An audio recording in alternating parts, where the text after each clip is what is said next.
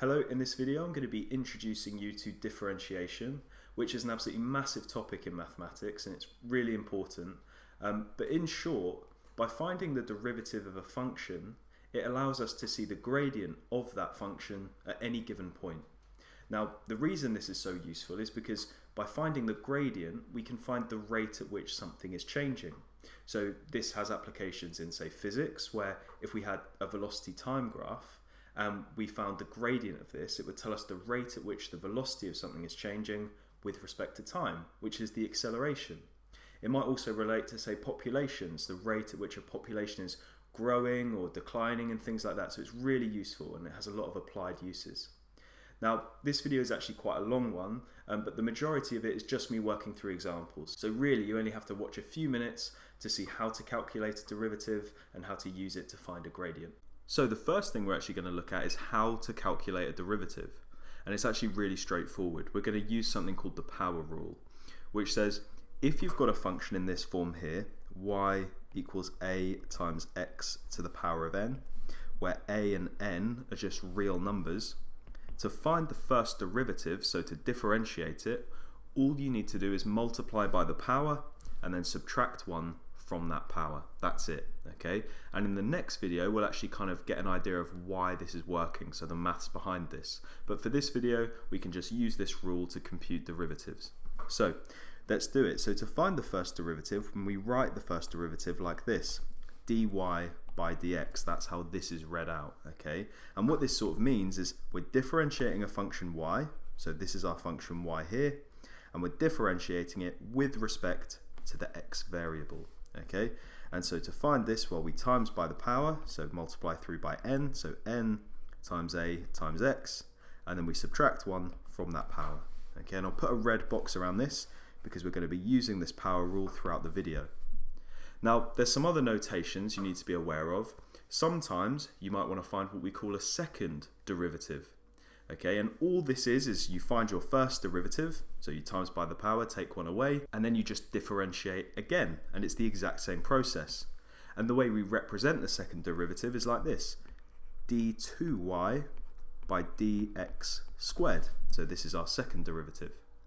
You may want to find a third derivative, so you just differentiate your second derivative, and you write it like this, d3y by dx cubed, and so on.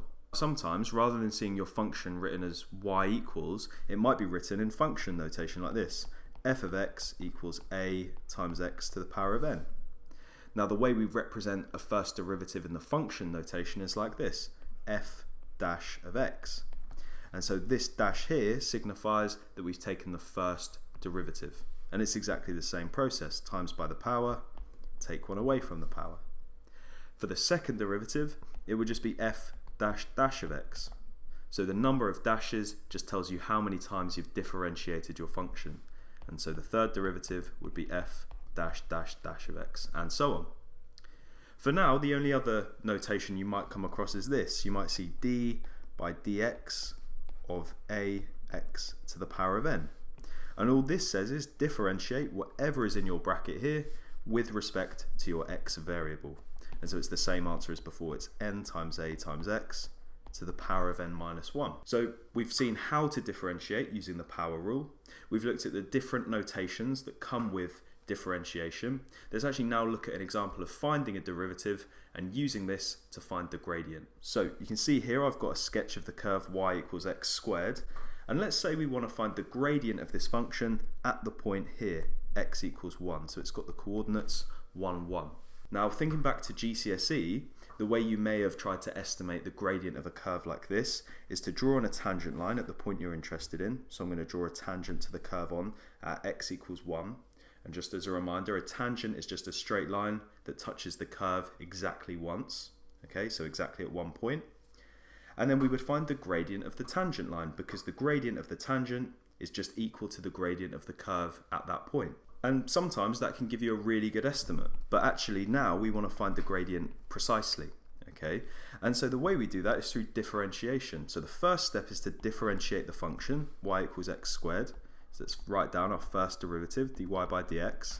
So it's times by the power, take 1 away, so we'll times it by 2, take 1 away, 2 minus 1 is 1, so it's 2x to the power of 1. I'll just write it as 2x. Now the way we use this derivative to find the gradient is just substitute the x coordinate of the point we're interested in into it. Okay, so we want to know the gradient at the point x equals 1. So what I'm going to do is substitute x equals 1 into my derivative, or it's sometimes called the gradient function. So we say at the point x equals 1, dy by dx is equal to, well, it's 2 times 1, which is just 2, and so the gradient of y equals x squared at the point x equals 1 is 2. Now you may actually see this written slightly differently. You might see it written like this: dy by dx, and then a line next to it, and at the bottom x equals 1, and then you'd do the same process. 2 times 1 is 2. So all this is saying is the derivative at the point x equals 1 is equal to 2. So this is just two different notations really for the same thing. Okay, and it's up to you which one you use. It doesn't really matter. For this video, I'll probably use this one because it's a bit quicker to write down. So for the rest of this video now, I'm just going to work through different examples, and I've kind of picked each example to kind of identify a key point that I often see students struggling with. So let's look at the first one. So here we've got a curve with the equation y equals 2x to the power of 4, and we need to find the first derivative, dy by dx, and then the second derivative, d2y by dx squared. So let's start by finding the first derivative, so dy by dx, and that's pretty straightforward. We'll just times by the power, which is 4, so it's 4 times 2x, take 1 away from the power, so now it's to the power of 3. 4 times 2x cubed is just 8x cubed, so we found our first derivative. Let's now find the second derivative, which is d2y by dx squared. And so to find this, we're just going to take the derivative of our first derivative, which I've just highlighted. So we'll times by the power, which is 3, so 3 times 8x, take 1 away from the power, squared. And so this gives us 24x squared as our second derivative. Now, if you wanted to find your third derivative, you would just take the derivative of this second derivative. And you can see the process kind of just keeps continuing, but we'll stop there. Let's now look at another example, and here we have a curve with the equation f of x equals the square root of x, and we need to find the first derivative, f dash of x. Now the reason I've picked this example is because you can see we've got the square root of x, which doesn't quite match up with the power rule we looked at the start. And in fact, I'll bring this down just so we can take a look at it. So I'll bring down the power rule that we looked at the start, and you can see we said to find a derivative we need our function to be in this form here. So the first step is actually going to be to rewrite the square root of x so it looks in that familiar form something times x to the power of something. And so using my knowledge of indices, I can do that by saying, well, the function square root of x can be written as x to the power of 1/2. Now we've done this, we can use our power rule and we can say, the first derivative is, well, we times by the power, so times by 1/2, multiplied by x to the power of, well, 1/2 subtract 1 is just minus 1/2. And so we found our first derivative. Now, you could leave it in this form, or if you wanted to, you could use your knowledge of indices to say, well, we've got a negative power here, which means I could rewrite this as 1 over x to the power of 1/2. So let's do that. So it's 1 over 2x to the power of 1/2. And x to the power of 1/2 is just the square root of x. So we could, if we wanted to, rewrite it as 1 over 2 root x. But either way, it's the same derivative, it's just written in two different ways. Let's now look at another example, and here we have a line that has equation f of x equals 3, and we need to find the first derivative f dash of x. Now the reason people can find this a bit tricky is because there's no x in our function. Okay, so you could be confused with how to use your power rule. Well, what we're going to do is try and find a way to put an x into the function. And the way we're going to do that is by saying the function is equal to 3 lots of x to the power of 0. Because x to the 0 is just equal to 1, so 3 times 1 is still 3. So we haven't changed the function, but we've added an x into it. So now let's find our derivative, so f dash of x. Well, let's times 3 by the power, so 0 times 3x, and take 1 away from the power, so to the power of minus 1. Well, 0 times anything is 0, and so our first derivative is equal to 0. Now, to save time in future, rather than rewriting this, you can just remember the derivative of any constant is just equal to 0.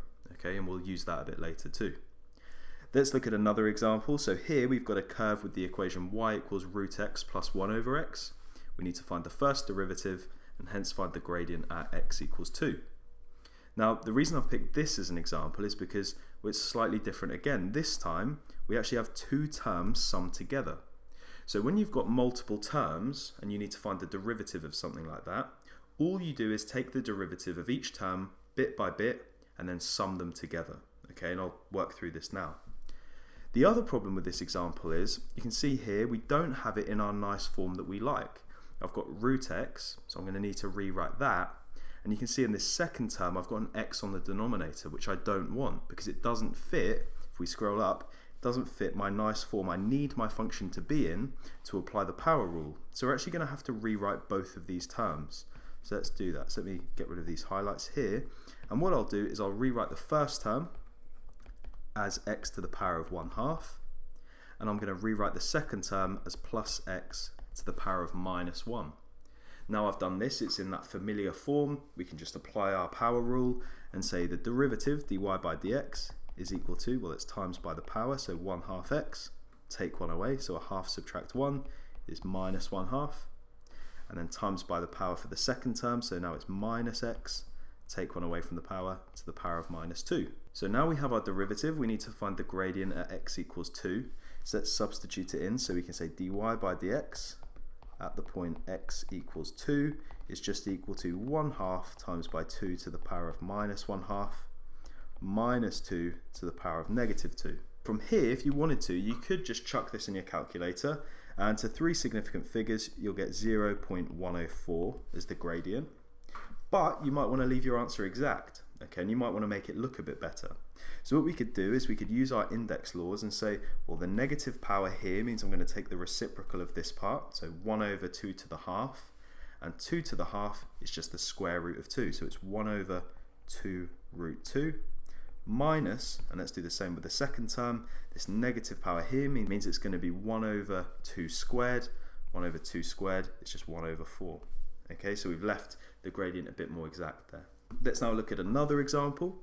So here we've got a curve with the equation f of x equals 2x plus 1, all multiplied by x minus 3. We need to find the first derivative and the gradient at x equals 3.